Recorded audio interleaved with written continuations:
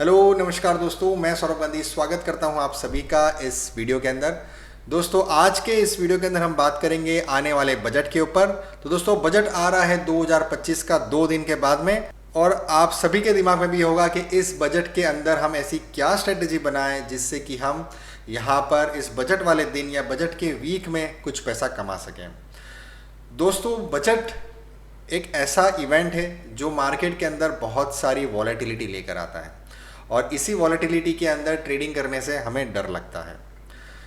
लेकिन अगर हम इस वॉलेटिलिटी को सही तरीके से यूज़ करें और सही तरीके से स्ट्रेटेजी बनाएं तो हो सकता है हमारी जो रिस्क है वो काफ़ी हद तक कम हो जाए।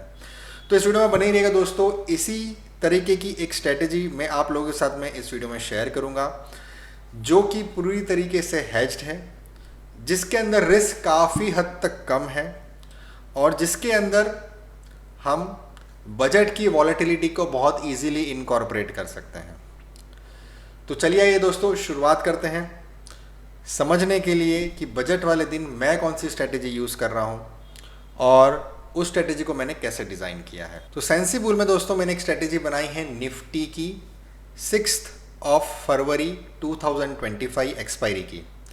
यहाँ पर सिंपल सा मैंने एक लॉजिक लगाया है और वो है स्ट्रैडल को बाय करने का। मुझे नहीं पता कि इस बजट वाले दिन निफ्टी ऊपर जाएगा कि नीचे जाएगा, थोड़ा सा ऊपर जाएगा कि थोड़ा नीचे जाएगा, ज़्यादा ऊपर जाएगा कि ज़्यादा नीचे जाएगा, मुझे नहीं पता। इसीलिए मुझे ट्रेंड के बारे में बिल्कुल भी अंदाज़ा नहीं है, तो मैं यहाँ पर स्ट्रैडल को बाय कर रहा हूँ क्योंकि मुझे वॉलेटिलिटी का फ़ायदा उठाना है। लेकिन अगर दोस्तों यहाँ पर अगर मैंने स्ट्रैडल जब मैं बनाऊं तो यहाँ पर मैं देख रहा हूँ कि यहाँ पर मेरा मैक्सिमम लॉस जो है पर लॉट, आप समझ रहे हो दोस्तों, पर लॉट अगर मैं एक लॉट निफ्टी का स्ट्रैडल बाय करता हूँ तो मुझे 46,000 की रिस्क है। मतलब मैक्सिमम लॉस मेरा 46,000 हो सकता है जिस स्ट्राइक प्राइस की अगर मैंने स्ट्रैडल बाय करी है वहीं पे वो एक्सपायर हो जाता है। तो दोस्तों अगर जो वॉलेटिलिटी की मैं उम्मीद कर रहा हूँ अगर वो वॉलेटिलिटी नहीं आती है और मार्केट वहाँ का वहीं पर एक्सपायर हो जाता है जहाँ पर आज खड़ा है बजट के बाद में भी, तो उस केस में मेरे पर लॉट 46,000 रुपीज़ चले जाएंगे। और दोस्तों यहाँ पर बात एक लॉट की नहीं है, एक ऐसी स्ट्रेटेजी जिसके ऊपर मैं चाहूँ तो 100 लॉट्स भी लगा सकूँ या 50 लॉट भी लगा सकूँ, तो वैसी स्ट्रेटेजी मुझे यहाँ पर डिज़ाइन करनी है। तो यहाँ पर मैंने अभी तक अपनी स्ट्रेटेजी को आधा डिज़ाइन किया है, यहाँ पर मैंने अभी एक सिर्फ स्ट्रैडल को बाय किया है। अब इस रिस्क को मैं मिनिमाइज़ करने के लिए इसके साथी को, जो कि इसका बड़ा भाई है, उसको लेकर आऊँगा इस पिक्चर के अंदर, और वो है दोस्तों सेंसेक्स। तो आइए सेंसिबल की एक और स्ट्रेटेजी को यहाँ पर डिज़ाइन करते हैं जो कि है सेंसेक्स की स्ट्रेटेजी। तो यहाँ पर दोस्तों मैंने क्या किया है, मैंने सेंसेक्स की स्ट्रैडल को सेल कर दिया है। तो यहाँ पर मैंने अभी 77,000 चल रहा है सेंसेक्स, तो मैंने 77,000 की कॉल एंड पुट को सेल कर दिया है। अब मैं ये सब क्यों कर रहा हूँ वो लॉजिक मैं आपको थोड़ा समय के बाद में बताऊंगा, लेकिन आप पहले पे ऑफ ग्राफ समझ लीजिए, आप पहले रिस्क और रिवॉर्ड समझ लीजिए, उसके बाद में हम इसकी थियरी के ऊपर जाएंगे, ठीक है। तो यहाँ पर मैंने 77,000 की कॉल और पुट, हो सकता है जब आप इस वीडियो को देखें या जब आप इसको एनालाइज करेंगे लाइव मार्केट के अंदर, उस समय हो सकता है सेंसेक्स की कोई प्राइस, स्ट्राइक प्राइस कुछ और चल रही हो।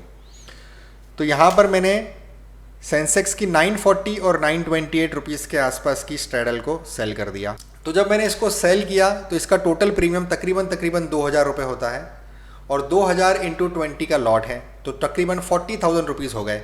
मतलब मुझे 40,000 रुपीज़ खाने का मौका मिलेगा एक लॉट के ऊपर। अब मैं निफ्टी में आ जाता हूँ। निफ्टी के अंदर मेरा मैक्सिमम लॉस कितना है, 46,000। तो सेंसेक्स से मुझे 40,000 रुपीज़ खाने को मिल रहे हैं और निफ्टी के अंदर 46,000 रुपीज़ की मेरी स्ट्रैडल की बाइंग हो रही है, ठीक है। अब यहाँ पर मार्केट अगर एक सिंगल ट्रेंड में चला जाता है तो नो डाउट यहाँ पर मैं निफ्टी के अंदर कमा लूँगा, लेकिन सेंसेक्स के अंदर अगर मैंने स्ट्रैडल को सेल किया है और एक तरफ मार्केट हो जाता है तो वहाँ पर मुझे लॉस होना शुरू हो जाएगा। तो उसके लिए, उस लॉस को मिनिमाइज़ करने के लिए मैंने क्या किया है, मैंने यहाँ पर उसकी एक आयरन फ्लाई जैसी बना दी है, मतलब कि बहुत ही ज़्यादा दूर वाली कॉल एंड पुट को बाय कर लिया है। तो यहाँ पर आप देखेंगे मैंने तकरीबन 3,000 और 3,500 पॉइंट्स दूर की सेंसेक्स की कॉल और पुट जो कि 85-87 रुपीज़ के आसपास की है, उसके एक लॉट बाय कर लिए हैं। इससे मेरा पे ऑफ ग्राफ जो है इस तरीके का बन गया है। अब इसमें के हिसाब से मुझे मैक्सिमम लॉस जो है वो दोस्तों 36,000 रुपीज़ का है और मैक्सिमम प्रॉफिट जो है वो मुझे 33,000 रुपीज़ का है। अब सेंसेक्स की एक्सपायरी है दोस्तों 4 फरवरी की, बजट आ रहा है 1 फरवरी को, उसके बाद में हमारे पास में संडे का दिन होगा जो कि 2 तारीख है, और फिर 3 तारीख को मंडे और 4 तारीख को ट्यूसडे जो कि सेंसेक्स की एक्सपायरी है। तो हमारे पास में बजट के बाद में भी 2 दिन ऐसे बचेंगे जब तक सेंसेक्स एक्सपायर नहीं होगा, और 4 दिन ऐसे बचेंगे जब तक कि निफ्टी एक्सपायर नहीं होगा। तो निफ्टी की एक्सपायरी बाद में है, सेंसेक्स की एक्सपायरी पहले है। अब वॉलेटिलिटी कब आने वाली है, बजट वाले दिन या उसके एक दिन बाद में आने वाली है। तो बजट वाला दिन कब है, इन दोनों दिन के और एक दिन पहले है, बराबर है। तो यहाँ पर अगर 3 सिनेरियो बनते हैं। 3 सिनेरियो क्या है कि मार्केट में कोई वॉलेटिलिटी ना आए, सारी वॉलेटिलिटी खत्म हो जाए, और बजट वाले दिन जहाँ पर मार्केट शुरू हुआ था वहीं पे जाके ख़त्म हो जाए। उस केस में क्या होगा दोस्तों, वो एनालाइज करते हैं। उस केस में निफ्टी के अंदर मुझे लॉस होगा, क्योंकि यहाँ पे जहाँ पे मैंने स्ट्रैडल खरीदी है वहाँ का वहीं अगर मार्केट रहता है तो मुझे वहाँ पर लॉस होगा। लेकिन क्योंकि निफ्टी की जो एक्सपायरी है उसको काफ़ी समय है, वो 6 फरवरी की है और बजट है 1 फरवरी को, तो मुझे पूरा प्रीमियम मेरा ज़ीरो नहीं होगा। नो डाउट कि मेरा प्रीमियम का लॉस ज़रूर होगा, तो यहाँ पर मुझे थोड़ा बहुत लॉस हो सकता है अगर मार्केट स्टेबल रहता है तो। लेकिन सेंसेक्स में क्या होगा, सेंसेक्स के अंदर दोस्तों क्योंकि मैंने ऑप्शन सेल किया है तो मुझे ऑप्शंस का प्रीमियम खाने मिलेगा। अब यहाँ पर टाइम टू एक्सपायरी दोस्तों सेंसेक्स के अंदर वो है सिर्फ 2 दिन, क्योंकि 4 तारीख को सेंसेक्स एक्सपायर हो रहा है, तो उसके अंदर डीके ज़्यादा जल्दी होगा, उसके प्रीमियम ज़्यादा जल्दी कम होंगे। तो उस केस में अगर मार्केट वहाँ का वहीं खड़ा रहता है तो जितना मुझे लॉस निफ्टी के अंदर होगा उससे ज़्यादा प्रॉफिट मुझे सेंसेक्स के अंदर होगा, ऐसी मेरी अंडरस्टैंडिंग है। तो ये तो हो गया पहला सिनेरियो, जिसके अंदर सेंसेक्स के अंदर मैं ज़्यादा प्रॉफिट लेके आऊँगा और निफ्टी के अंदर मैं लॉस कम करूँगा, तो मेरा नेट रिजल्ट प्रॉफिट हो जाएगा। अब दूसरा सिनेरियो लेते हैं कि मार्केट एक तरफा हो जाता है, मतलब कि ऊपर की तरफ चला जाता है। अब मार्केट ऊपर की तरफ चला जाएगा तो यहाँ पर क्या होगा, मैं निफ्टी केस में आता हूँ। अगर मार्केट ऊपर की तरफ चला गया, मान लीजिए मार्केट यहाँ से 5% बढ़ जाता है, तो यहाँ से अगर जो करंट पोजीशन है वहाँ से अगर 5% ऊपर की तरफ मैं जाऊँ तो देखिए ये आप यहाँ पर मेरी स्क्रीन पर चेक करिए, जहाँ पर मेरा माउस अभी है, जो कमेंट बॉक्स जो पॉपअप ओपन हुआ है वहाँ पर आप देख सकते हैं अगर 5% अपसाइड अगर मार्केट जाता है तो मुझे एक्सपायरी वाले दिन तक 34,193 का प्रॉफिट होगा। ठीक है, हम उसी को कंसिडर करते हैं कि अगर 5% की मूवमेंट आती है तो हमें 34,000 का प्रॉफिट होगा एक्सपायरी वाले दिन। उससे पहले मतलब बजट वाले दिन तो उससे कहीं गुना और ज़्यादा प्रॉफिट होगा, क्योंकि अभी तक एक्सपायरी आई नहीं है। तो जो इंट्रिंसिक वैल्यू है और जो टाइम वैल्यू है, तो टाइम वैल्यू अभी बची रहेगी उसके अंदर, तो वहाँ पर मुझे और ज़्यादा प्रॉफिट होगा, वो भी 34,000 से ज़्यादा का प्रॉफिट होगा। ठीक है, अब मैं सेंसेक्स में आ जाता हूँ। अब मान लीजिए मार्केट में अगर मूवमेंट आई और एक तरफा हुई, मार्केट ऊपर की तरफ गया, तो निफ्टी और सेंसेक्स दोनों छोटे और बड़े भाई है, दोनों की कोरिलेशन कोएफिशिएंट जो है वो एकदम सेम है, दोनों का कोरिलेशन 99% है। तो आप कभी भी देख लेना, किसी भी दिन जितनी मूवमेंट निफ्टी में आएगी परसेंटेज वाइज, उतनी ही मूवमेंट सेंसेक्स के अंदर भी आएगी परसेंटेज वाइज। तो अगर 5% मूवमेंट निफ्टी के अंदर आ रही है तो 5% मूवमेंट सेंसेक्स के अंदर में भी आएगी। तो अब यहाँ पर 5% मूवमेंट करके देखते हैं क्या होता है। यहाँ पर अगर मैं 5% मूवमेंट करके देखूँ तो यहाँ पर मेरा एक्सपायरी वाले दिन लॉस हो रहा है 26,000 रुपीज़ का, बराबर है। मतलब 4 फरवरी जो कि मेरी एक्सपायरी है सेंसेक्स की, तब तक अगर 5% मूवमेंट आया तो मुझे 26,000 का लॉस होगा। लेकिन अगर बजट वाले दिन ही 5% की मूवमेंट आ जाती तो अभी तो मेरे पास 2 दिन और बचे हुए हैं। ठीक है, तो तब तक मेरा जो लॉस है वो उतना ज़्यादा नहीं होगा, क्योंकि उसके अंदर अभी भी थोड़े प्रीमियम जो है वो बचे हुए रहेंगे। तो उस केस में मुझे आप देखें, इसी चार्ट में आप देख सकते हैं तकरीबन 19,000 लिखा हुआ है, जो कि आज के दिन का है। तो 19 और 26 के बीच का कोई एक पीरियड, एक फिगर होगा जो मुझे उस दिन उतना लॉस हो रहा होगा। तो यहाँ पर निफ्टी के अंदर मुझे 34,000 रुपीज़ का प्रॉफिट दिखा रहा था, और अगर मैं उसके पहले हूँ, एक्सपायरी के पहले हूँ, तो और ज़्यादा प्रॉफिट होगा। और उसी तरफ सेंसेक्स के अंदर मुझे सिर्फ 26,000 या उससे कम का लॉस होगा, 5% की मूवमेंट आती है। तो नेट रिजल्ट मेरा यहाँ पे क्या हुआ, वो भी प्रॉफिट हुआ। अब तीसरा सिनेरियो, मार्केट ऊपर नहीं नीचे की तरफ जाता है और वो भी 5%, तो सेम सिनेरियो बनेगा। यहाँ पर भी अगर 5% लेके जाऊँगा तो यहाँ पर भी देखिए नीचे की तरफ अगर 5% मूव होता है तो और ज़्यादा बेनिफिट है। यहाँ पर मुझे एक्सपायरी वाले दिन तक 49,000 रुपीज़ का प्रॉफिट है, ठीक है। उसी तरीके से अगर मैं यहाँ पर जाता हूँ 5% नीचे की तरफ, तो यहाँ पर मुझे एक्सपायरी वाले दिन तक 36,000 रुपीज़ का लॉस है। तो वहाँ पे 46 और यहाँ पे 36, तो भी मुझे 10,000 रुपये का एडिशनल बेनिफिट है। तो ये जो मैंने स्ट्रेटेजी है बनाई है वो पूरी तरीके से हैज है और ये तीनों मार्केट सिनेरियो को कवर करती है। अब क्या ऐसा कुछ हो सकता है कि इसके अंदर लॉस हो जाए? बिल्कुल हो सकता है। वो क्या सिनेरियो है, वो रियली में प्रैक्टिकली होगा भी कि नहीं होगा, वो एक क्वेश्चन मार्क है। तो कौन से सिनेरियो में लॉस हो सकता है हमको? हमें लॉस ये हो सकता है कि सेंसेक्स जो है वो 5% बढ़ जाए, या ये जो उसका ब्रेक इवन पॉइंट है जो कि 2.7% के पास में इसका ब्रेक इवन पॉइंट है, तो 2.7% से ज़्यादा जब ये बढ़ेगा या घटेगा तो यहाँ पर लॉस होना शुरू हो जाएगा। तो ऐसा कोई सिनेरियो अगर आप एज्यूम कर सकते हैं, इमेजिन कर सकते हैं कि जिसमें सेंसेक्स 2.7% से ज़्यादा बढ़ रहा है और निफ्टी जो है, निफ्टी यहाँ का यहीं खड़ा रह रहा है बीच का बीच में, तो उस केस में मुझे सेंसेक्स में भी नुकसान होगा और निफ्टी में भी नुकसान होगा। तो सबसे पहले क्या ऐसा पॉसिबल है कि सेंसेक्स के अंदर मूवमेंट आ जाए 2.5-3 और उतने परसेंट की या उससे ज़्यादा, और निफ्टी के अंदर मूवमेंट ही ना है? तो अगर ऐसा कोई हाइपोथेटिकल सिनेरियो अगर रियल लाइफ में हो जाता है बजट वाले दिन, तो फिर उस केस में यहाँ पर हमें लॉस हो जाएगा। लेकिन मुझे मालूम है कि इस तरीके के मेरे एक्सपीरियंस के हिसाब से ऐसा सिनेरियो कभी हुआ नहीं है। सेंसेक्स और निफ्टी दोनों सेम परसेंटेज वाइज मूव होते हैं, इसीलिए मैंने स्ट्रेटेजी बनाई है। अब दोस्तों ये तो मैंने आपको एक लॉट के साथ में बताया। अब यहाँ पर मैं आपको अपने अकाउंट में दिखाता हूँ मैंने किस तरीके से स्ट्रेटेजी को एग्जीक्यूट किया हुआ है। तो यहाँ पर दोस्तों मैंने इसको थोड़ा सा, स्ट्रेटेजी तो यही है लेकिन यहाँ पर थोड़े से मैंने इसके अंदर क्वांटिटीज़ का फेरबदल किया है। वो क्या फेरबदल है दोस्तों? यहाँ पर मैंने सबसे पहले 23,350 की कॉल एंड पुट, आप ये यहाँ पर देख सकते हैं जो मैंने सिलेक्ट करके रखा है स्क्रीन पर, जो एरिया मेरा सिलेक्टेड है, 23,350 की कॉल एंड पुट, जो कि मैंने इसके 10 लॉट्स जो है वो बाय कर लिए हैं स्ट्रैडल के।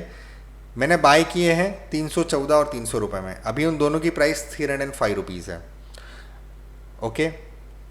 इसके साथ में मैंने सेल किया है 76,800 की कॉल और 76,800 की पुट, वो भी मैंने 10-10 लॉट सेल किए थे, मतलब कि 200 क्वांटिटीज़। लेकिन क्योंकि यहाँ पर सेंसेक्स के अंदर मैं दूर वाले ऑप्शंस बाय कर रहा हूँ, जैसे कि यहाँ पर मैंने 80,000 की कॉल और 73,500 की पुट, जो कि 85 रुपीज़ के आसपास की है, उसके मैंने 10-10 लॉट बाय कर लिए। तो यहाँ पर मैं जो प्रीमियम खाना था वो प्रीमियम मेरा थोड़ा सा कम हो गया है, ठीक है। तो उस वजह से मैंने क्या किया, मैंने सेंसेक्स की जो स्ट्रैडल है सेलिंग वाली, उसको मैंने थोड़ा सा बढ़ा दिया।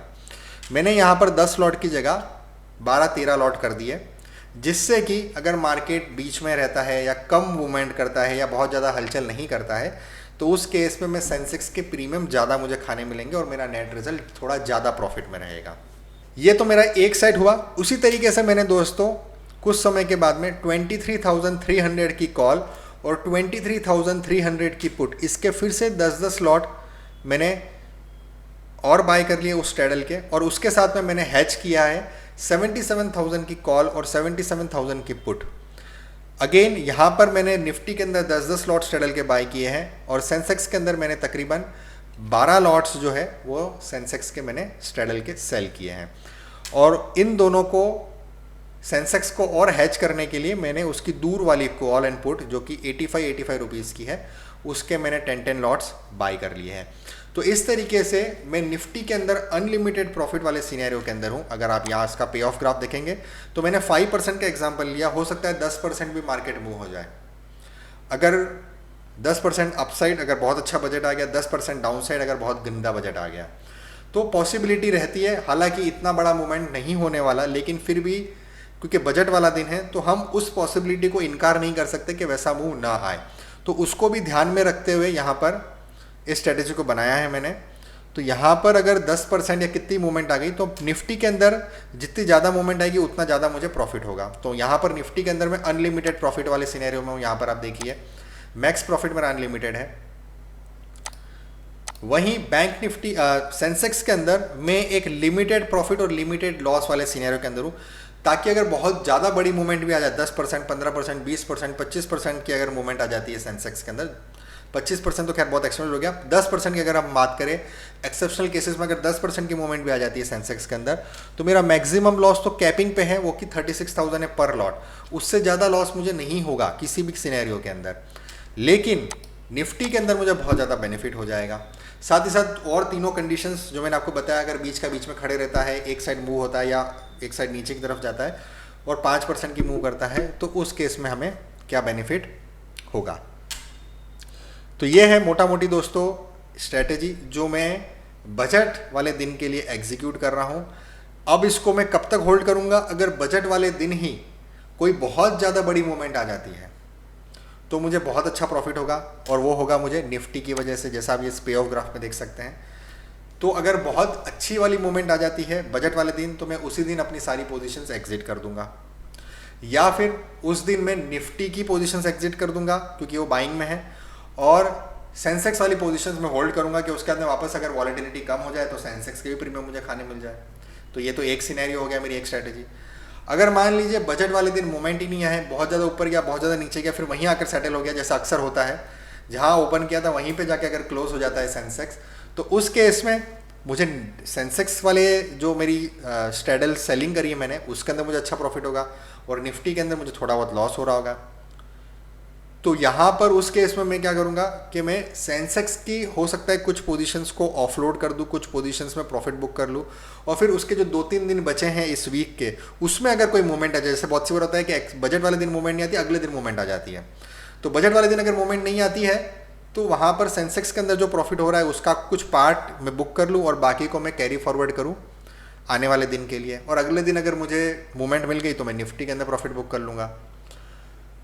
या फिर मैं इसको आखिरी तक वेट करूंगा कि जब 4 फरवरी को सेंसेक्स की एक्सपायरी होगी तो उस समय मुझे जितना भी प्रीमियम डीके है सेंसेक्स का वो पूरा मुझे मिल जाएगा। उस समय मैं सेंसेक्स को एग्जिट कर दूंगा, और निफ्टी को अगर मुझे उससे ज़्यादा प्रॉफिट हो रहा है तो जितना प्रॉफिट वाली सिचुएशन है, प्रॉफिट वाली पोजीशन से उतनी मैं एग्जिट कर दूंगा, या पूरी ही पोजीशन एग्जिट कर दूंगा। तो ये मेरे अलग अलग सिनेरियोज है जिसको मैं एग्जीक्यूट करने की सोच रहा हूँ। तो दोस्तों आपको स्ट्रैटेजी कैसी लगी? ये पूरी तरीके से हैज स्ट्रैटेजी है, चाहे मार्केट ऊपर चला जाए चाहे नीचे चला जाए, दोनों तरफ से हमने पोजीशंस को हैज करके रखा है। इसमें सिर्फ और सिर्फ एक ऐसा सिनेरियो है जहां पर हमें लॉस हो सकता है, वो ये कि निफ्टी के अंदर मूवमेंट ना आए और सेंसेक्स के अंदर मूवमेंट आ जाए, तो ही एक ऐसा सिनेरियो है जहां पर ये स्ट्रैटेजी हमको लॉस देगी। तो आपको स्ट्रैटेजी कैसी लगी इस वीडियो के कमेंट सेक्शन में ज़रूर बताइएगा।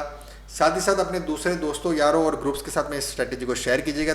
नेक्स्ट वीडियो में इसी तरीके से किसी और टॉपिक के साथ फिर आप लोगों के सामने आऊँगा दोस्तों। तब तक के लिए जय हिंद, जय भारत।